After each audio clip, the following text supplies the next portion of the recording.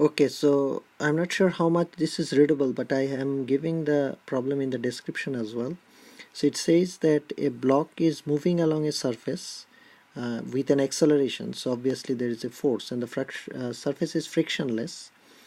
It has speed 10 meter per second velocity, and then at another point it has velocity 30 meter per second. So that is the increase in velocity. So we need to find what are the changes in the block's mechanical energy, and then few other things. So if we think of change in mechanical energy, they are on the blocks are on the same height because it's a flat surface, horizontal surface. So there is no change in potential energy. So initially the kinetic energy, if we say KE1, that will be half mv1 square. So half m is 15, and then v1 is 10 meter per second square.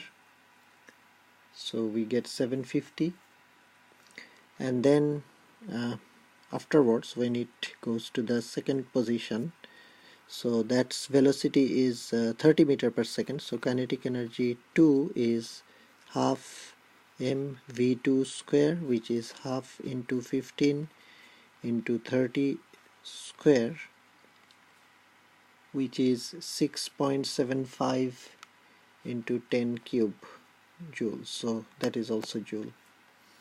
So the change is kinetic. A change in kinetic energy will be, of course, the change will be KE2 minus KE1, which is if we subtract it, it becomes 6 into 10 to the power 3 joules.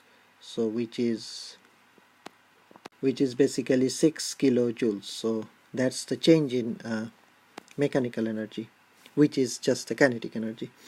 And then the average rate at which energy is transferred to the block.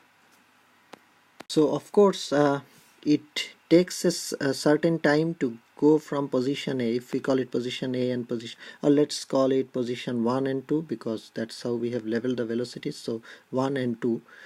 So in order to for going from position 1 to 2, a finite time is needed, and if we know that time, we have to find what is the average rate of energy transfer. That means we have to find the power, how much time it takes for that much energy to be transferred into the object, because its initial energy is this much, and then at position 2 it is this much. So the difference is 6 kilojoules. So in order to transfer 6 kilojoule energy, how much time is needed? If we find that, division divided by that time will give us the rate of energy transfer. So we know the acceleration and we know the velocity. So acceleration is nothing but the v2 minus v1, the change of velocity, over t. So if we write t, that will be v2 minus v1 over a. So this is 30 minus 10, and this is 2. So 20 over 2, that is 10 seconds. So we know the time, how long it takes. So rate of energy transfer will be P, that will be energy over time. So that will be 6000 joule divided by 10.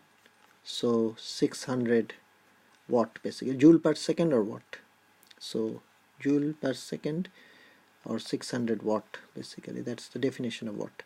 So that's the second part. And then the final one is what is the instantaneous rate of transfer, energy transfer, when the block speed is 10 meters second and 30 meters second. Instantaneous rate of transfer of energy at certain point with certain velocity can be found by, if we just multiply the force with the velocity. We still don't know the force, but we can know the force, because force will be, the acceleration is given and the mass is given. So m is 15 and this is 2, so force is 30 Newton.